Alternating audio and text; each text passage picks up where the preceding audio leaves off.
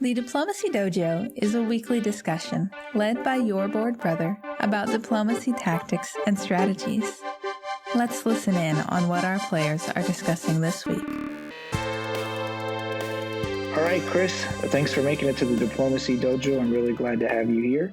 For the benefit of our listeners, this is an arranged episode, not just folks showing up and talking about what they want to talk about, but we actually have a plan. Right. We have a plan on some topics that we like to go over. We've gone back and forth for a little bit. Let's begin. Okay, so I just wanted to kind of like talk today or reach out and just see what your thoughts were on something that I've been thinking about for quite a while. I've been playing diplomacy actually for not that long, only for a couple of years. But ever since I started playing, I've been giving a lot of thought to not just the tactics and the general kind of like opening moves and things like that, but also what it is that makes diplomacy, the actual negotiating, so powerful in the game. So I've focused a lot more on like what the people, how the people influence, or how the interplay between people influences the outcome of the game, basically, and how you can work. I for the most part play press. Nearly all of my gaming is online. Every once in a while, I get really lucky and I can play a live game with some friends, but that's tough to put together, especially a full-size one. Anyway, so for the most part, it's online, so it's a lot of press, and I've just been trying to figure that out.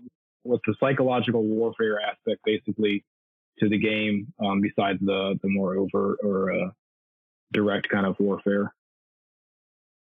And for my part, as I've played diplomacy for quite a long time now, and I increasingly think of the psychological aspect of the game as almost the entire game. And that although there are some rules that a player has to master, and there's some tactical things that you might have to know in order to not blow it at an important moment, that information plays a relatively small role in predicting, in my opinion, in predicting the outcome of matches, especially press diplomacy. Right.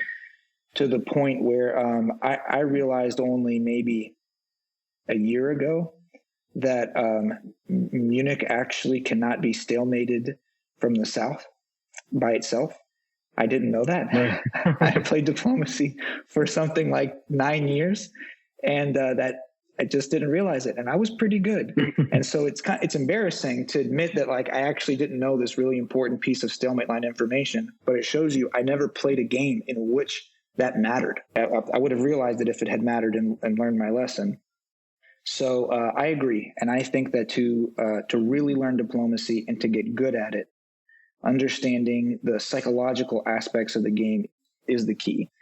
And human psychology is one of the broadest topics that there is, really. And a reason why I love diplomacy so much is that there's no limit to how good you can get at this game. You could play it for your whole life and say, if I had another lifetime to live, I could be that much better. Yeah, I remember something you said, actually. I don't think it was very long ago, but you were talking with someone about the options available in different types of gaming. And I can't remember the exact context, but basically you said that press was unlimited. The ways that it could work out because of the nature of the human player and the dynamism to a human. It can go any sort of way. And I think about it all the time, especially with alliance arrangements and what is conventionally supposed to work and what is not. So I agree. And so we've got here today a list of topics that we want to talk about that are related to psychology and how you can use psychological influence to overcome the simple tactical stuff in the game. And we've written down a lot of ideas that we have about how players can do this well. Let's go through some of these ideas and discuss them. Yeah, absolutely. How diplomacy can, in a sense, trump board movement, that there's a certain level of board skill you can achieve. And as long as you can maintain that, I want to say, minimum level of skill, you can do quite a bit just by your grasp of psychology to beat the player and not even have to trump the play, if you will. The first thing that comes to mind for me, when I begin a game, I'm always trying to draw out what's going on from the get-go. And so I'm a very active press player. I'm always the kind of guy who, if I'm Turkey, I'll message England. If I'm England, I'll message Turkey. It's just, it's not something that necessarily at the outset seems to matter much, but if you can begin to develop an understanding of another player's interest in conversation, the orientation of what they're doing, and that's critical. So drawing out the player for me, and we'll get more into this as we go, I think that is the absolute most critical and beginning part of the process. Obviously, takes two to tango, right? My theoretical framework for this process is something that I call modeling the mind of the other player, where you want to have in your brain a little miniature version of the other 6 players and your assessment of how they think. And what they tell you in their press is evidence of what they think, but it is not themselves the thoughts. And so to understand what a player is really thinking is quite difficult because they have a huge incentive to obscure their true thoughts. And so I rely on this mental model where I say, this player seems rather cautious, they're methodical, they want to be allied to Russia. And then that's what I think. And I look for some evidence that may confirm or disconfirm my current understanding of the player. I thought this player was very methodical, but these moves don't really make sense. Did they make a mistake, or are they faking that they're stupid? What is the explanation here? Yeah, trying to suss out the reality of what they say or the reality of what they intend or any of those things is part of it. I think in the earliest stages, though, like for me, it's more about trying to get an idea of some other things exactly, because like we haven't got to that point yet, right? Like, I want to learn things in 1901. Some of them won't be true, some of them will be true, but like I want to start learning things right away. One of my favorite things is to get somebody trying to explain something to me or explain themselves. If they can begin to try to explain themselves, then that tells me they might just want me to like understand them. Awesome. And that could be really useful down the road. That person could be given to offense. They could be given to like looking for confirmation. There's lots of little things that could be tied up in that. In my experience, that can even apply to a good player, because I think some of the time we think that if you get good, you're not that manipulable. But just trying to get a grasp on that can be really, I don't know. You get those hints early on, right, of what someone's like. And the advanced players understand that it's advantageous to give your rivals a sense that you can be manipulated and to give in to a certain amount of manipulation so that they consider you reliable. Then when the time comes, to go for the solo or whatever, the veil comes down and you are no longer feigning that you can be manipulated or whatever the case may be. I think that on this part of the communication style, something that I try to suss out in online games that go over a long time is how frequently does the person check the game? Are they responding to messages right away? Okay, maybe they're really excited to play or dedicated, or it's a really long time, small number of messages. Maybe they're concentrating on talking to other players. Maybe they're phoning it in, so to speak. I feel like that helps. And I also want to know about their style in terms of how they talk about the game, that there are players who, they reference a lot of historical stuff. There are a lot of players who begin the game talking about like the historical names of leaders and almost like it's a role-playing game. And that's common enough that I feel like it tells you something about the player, that they have played diplomacy enough to even think to talk this way or to make those references, or they have a historical interest in the game. Those are players who you can sometimes charm them by responding in kind and saying, hey, oh dear Kaiser, or whatever.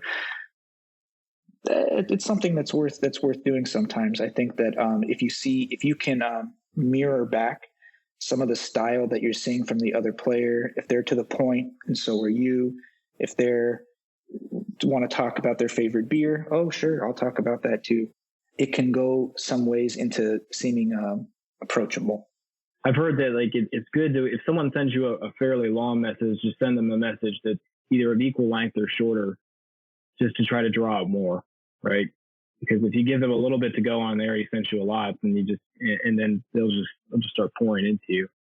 And that, in a sense, isn't really matching so much as it's like it's just you're kind of giving them a reason to keep talking. but not really giving them anything to go on at the same time. Mm-hmm. Another thing I always look for early on is if someone, and this seems like an easy one, but I think all too often with me, especially because I'm a relatively new player, like I see people who seem to be even newer than me that will propose things that are not mutually beneficial. They'll just ask for things. And I think that's so interesting that people just think they're going to get things. And I'm like, I don't know what you're doing here, but like you're basically telling me that I should just help you. And I've never played you before. I don't know you. I don't, you're not offering anything to me. And I think I should probably be cautious around this person. No matter how nicely it is that they ask for it, it may indicate that they're small-minded. It may indicate that they're self-centered. It doesn't matter what it indicates. Just as indicating anything good to me when someone just asks for something right off the bat. So that's something I look out for initially. I think that in this regard, to not be such a player yourself, a really important talent of psychology is empathy, to be able to think through the situation from the other person's point of view. And this comes up in diplomacy quite a lot, actually. I've tutored a lot of players in my time. I've taught players who were just beginners. I've taught players who were advanced.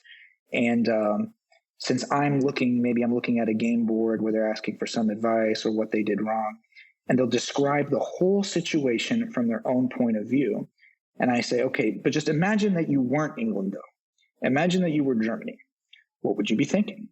And all of a sudden, actually, okay, I see now why these fleets were so threatening. And now I see why once you enter into the mind of the other player and how they might see things, and not your own focused point of view, then it makes it a lot easier to negotiate and meet somebody halfway. You appreciate what they're thinking. And a player who doesn't do this, the kind that you're talking about, they seem to have no empathy. All right, I understand why you want your army there, but I don't want your army there. Don't you understand this? In diplomacy, it's just a game. There's no stakes most of the time. I mean, other than bragging rights, I guess. Even in pretty serious tournaments, nobody bets money or anything, like, at least not that I know of. And so the other players really have nothing to go on but just your personality and how you present yourself and what they think will lead them to have a good game, whether that's going to be a fun game or give them a chance of winning, which they perceive as fun. Ultimately, that's what's motivating them, is they're playing the game because there's some aspect of it they enjoy. And even if you've been frustrated and you can't sleep at night and all kinds of things that could happen, somehow that still counts as part of the fun. The frustration and so on is part of it.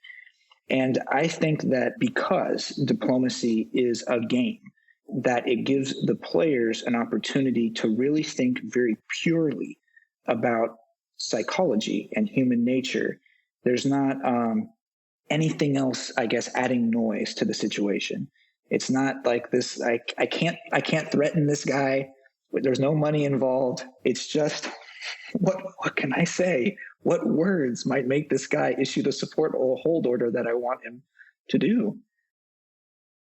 I love that aspect. Yeah, it's candy for my mind, but it's also an opportunity to do things I would not do in real life. I'm really pretty good to my friends, and I think most of them trust me. Because of that, I rarely make a good friend that is not always a good friend for life. But I don't do that in diplomacy. Diplomacy is not like that, and it's great for that.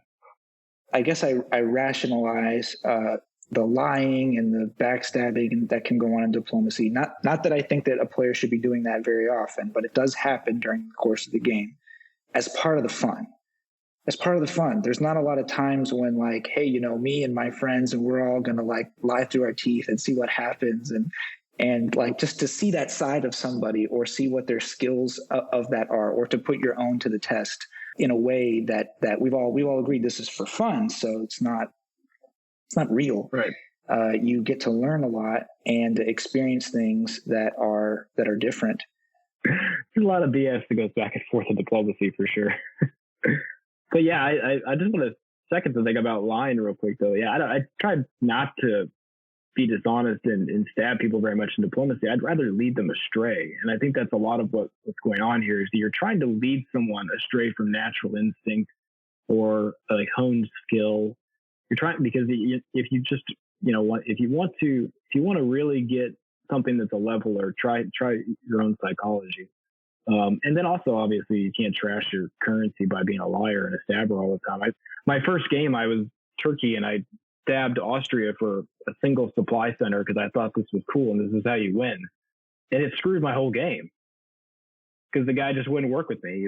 He had a grudge against me the rest of the time. And I was like, oh, this isn't just a game where you rip people off. I even look for that from other players, where if someone's willing to stab me over just one supply center, I estimate, this is a player who really cannot be trusted, because that's the smallest amount of trust, really, is to trust someone not to take my one supply center. Right. Yeah, I think it was you at some point not that long ago was talking about, you're not playing this game to just take supply centers. If you think that you're just doing this to get numbers, like, people will watch the numbers. You're just going to lose at some point once your numbers get away from others or something like that. So, or your numbers are only coming from like 2 or 3 of your neighbors at the same time. It's like, well, he hates everybody. I liked your point in the outline about trying to ask questions and seeing whether the other player is inquisitive about you or whether they're only passively responding to your talking points. I think that's very useful information, because a passive player in the beginning of the match is likely fixing to attack you, and they're not wasting their time building up the relationship that they think is probably not a priority. Yeah, my favorite thing is when they answer half my questions, because it's just like, you should have just answered none of them. Because at this point, I'm pretty sure that like, especially, I mean, I guess even more so if it's like the second question or something that they answer and not the first question, because it's clear that there's something that they need to keep hold of, something information wise, and they're not willing to tell you that, but they're willing to tell you this. And you're like, well, what is it that you're planning? And you may not actually be anything, which is the funny thing. I definitely don't want to go down the path in this discussion of, the mind reader thing, right? Where you know what the other player is thinking, but like they're bad indicators. Like you're saying, like the person's probably, if they're not planning to attack you now, they're thinking about how to talk to you carefully, in a way that leaves things out or shapes things. And this is only like, again, this is probably 1901, because as I said before, I like to start my diplomacy early and with everyone. I think that as a way to communicate ambiguously without setting off alarm bells in the other players, is to be clear about what you're telling them and what you're not telling them. To say something like, listen, I'm France. I promise I won't move any army to Burgundy. Beyond that, I'm not telling you my moves, but I can promise you I'm not moving an army to Burgundy. And that doesn't come across, it comes a little cagey, but not like, what is he planning? No. Okay, this is a player who said something that was useful, but I can understand why a player wouldn't want to reveal all their moves to me. That seems reasonable. I think that's a way to counteract that from your own press perspective. If you don't really want to tell a player everything, tell them what you are willing to say, and then explicitly say, and I'm withholding the rest on purpose because I feel it's advantageous for me not to say more. Well, a lot of diplomacy players will respect that. They always do, because a diplomacy player is looking for someone who either says nothing because that person is possibly an enemy, or someone that says way too much because that person is a mark to be taken advantage of. But when someone just comes to you and they said, out of prudence, here's what I can tell you, you're like, you know what? I respect that, right? Like, I can possibly work with you. You understand that it's smart to say something, but dumb to say too much. It's a good sign, right? I don't think we completed the previous point that you were like, is it maybe incomplete? But I wanted to add something to ask their own questions, because to me, a player that responds to your message, and maybe your message is pretty empty, so it's this wouldn't count for that. But let's just say you send a vigorous message and you want to talk about maybe an operational level picture. You're like, hey, I'm France, and I'd like to keep the channel clear, and let's look to the east. Which could be in my view, like the operational level of thinking. But the response to that is is not energetic. I think energy is another key part of assessing another player's communication. It doesn't matter what the response is about to some degree. I mean, let's say something really crude, which I've seen before, strangely enough, but as long as they respond and they respond with some level of energy, that again is an indicator of a lot of things. Like, will this person follow through in an alliance? Will this person hang on even if things don't look good? Can this person basically be counted on to be an active player in the game and really be somebody that's either a threat or a strong partner? So I think energy is another key factor in drawing out. When it comes to your early negotiations, I have thought a lot recently, and I don't have a complete opinion on this, but it's something I've been thinking about more and more, is there are these certain initial tactical negotiations that exist in the game from the beginning. And I was reminded of this when you said, hey, what are we going to do about the English Channel or Black Sea or Galicia? Certain positions that you just have to talk about at the beginning, and how some players will approach those negotiations by starting from the tactical perspective. And some players will approach by coming at it from the strategic perspective, where maybe I'm Turkey and I talk to Russia and I say, hey, we got to bounce in Black Sea, right? That's what I want to do. I want to arrange it, etc. Or Russia, I want to be your ally. And if we are allies, what will we do? Approaching it from the strategic perspective. And there are times when it's advantageous, I think, to look at it transactionally and be like, well, we don't have to make up our minds about whether we're allies or not, but we can both agree we're going to bounce in Galicia. We'll just do that. Or we can both agree that we're going to not bounce in Galicia, but nothing further beyond that. Versus the right time to say, hey, let's be allies. Let's figure that out. Yes, we have a plan, whatever. Okay. Now, to further that plan, let's talk about the tactics that we're going to have to do. I played playing diplomacy, and I've seen players approach these negotiations both ways. And I've approached them both ways, and I'm not sure how to get my mind around it and say, and with this kind of player, this is how to approach the situation, or with this relationship between these two powers, I think this is the better way to approach the situation. But it's something that's come into my mind a lot recently. For me, I find that, I don't want to propose too much because I don't really know what's going on with this person yet, but I want to propose enough to get some context to what I'm asking to go on. That way we can maybe have a conversation. I can get a sense that this person, is actually liking to work together, but does recognize that strategically we don't have much to talk about yet because we have no relationship. So, I mean, for me, it's a lot about an operational perspective at the beginning. That's how I try to hone my initial communications, is from that limited point of view, but still bigger than just individual moves. That makes sense. That's a very reasonable approach, I think. I'm often skeptical of players who propose an alliance from the beginning, like an alliance that's going to be played all the way out to the end, like Juggernaut. And not because I don't think those exist. I've seen players do it. I have agreed to alliances in spring 1901 that I played to the end, and I had every intention of doing so. But I'm just so skeptical because talk is cheap.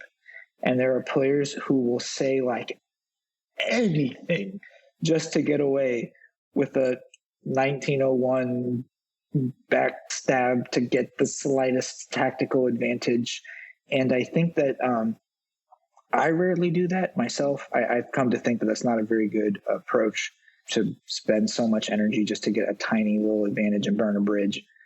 But there's a lot of old written guides out there that encourage players to do this, that say things like, do whatever it takes to trick the other player into not bouncing in Black Sea. You'll never regret it. And like, well, I don't know. I mean, I don't agree with that. I think that it's a good idea to keep your options open in the spring 1901, precisely because players lie a lot, or like the talk is so cheap, and you may find out, oh shoot, my first choice for ally was not interested, and my second choice for ally just got attacked and is not going to be helping me. Maybe my third choice for ally, this player who I didn't really like, I'm going to go with them now though because of how the situation unfolded.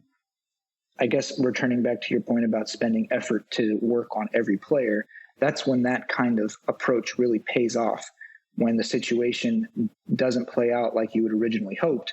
No problem. I've got backups to my backups, man. I've got a relationship with every player on this board. I can pivot and respond to the situation. Yeah, and that's the point I definitely wanted to get into as we go on, is the idea of diplomatic encirclement. You can't ever, there's no sense in not talking to everyone at some level. Again, even Turkey in England, because I mean, it may begin as an intelligence sharing relationship where you can kind of, give some information, most of it true here and there, maybe some of it a little less so, but like not lying, but like you can give information and give someone an advantage. And as you develop that, like the gap closes, right? Like as players go out of the game, the gap closes and it becomes relevant, depending on how the things turn out. So like you can't start laying the groundwork too early there.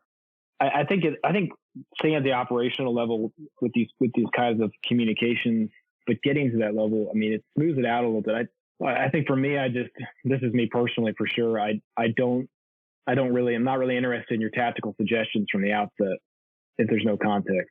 But at the same time, I just don't trust you if you say you want to be my buddy till the end. I'm like, you could be a Care Bear, but you may not be. You're certainly trying to be one. So, and the other thing about operations is that I find that strategy gets lost quickly, right? Because there's that famous maxim about going into war, and like the first thing that goes out the window is that kind of high level thinking about how this is all going to play out from a big picture point of view, because you've just met the enemy. And tactics doesn't really give someone, I mean, it's like feeding someone like breadcrumbs just to keep them alive. But if you give someone an operational point of view on like what you want to do, you give them something that's big enough for them to kind of like get into and like believe in, but at the same time, it's small enough that you can easily jump out of it, and like they don't see the credibility is necessarily on the line if the operation has to be aborted or doesn't work out on the right timeline because of exigencies. Like let's say that you're Turkey and you want to work with Italy, but Austria and Russia seem to be together. That may complicate how you handle it, because Italy isn't going to want to attack Austria and see you join up with Russia against Austria, and then eventually he'll get rolled over too. So like you have to allow enough wiggle room at the outset for how things develop. And that's where I really like talking about operations, because I think that they're big enough picture to pull people in, but not so tight as to keep people kind of, I don't know, in suspense the whole time and not trusting you. That makes sense. That's that's an interesting theoretical distinction that I have not applied to my own thinking. Yeah, I've just fully developed it over time. It helps me, like you talked about in one of your articles, you talked about getting to a person's strategy, and you had 3 levels. That got me kind of thinking about that idea. I mean, you didn't talk about it as tactics and operations and strategy, but it got me, because those are kind of the levels of warfare that I'm familiar. I'm a reservist in the military, so like I often think about things from like a martial point of view to organize them. So very interesting. I really appreciate your sharing that idea with me. Yeah, of course.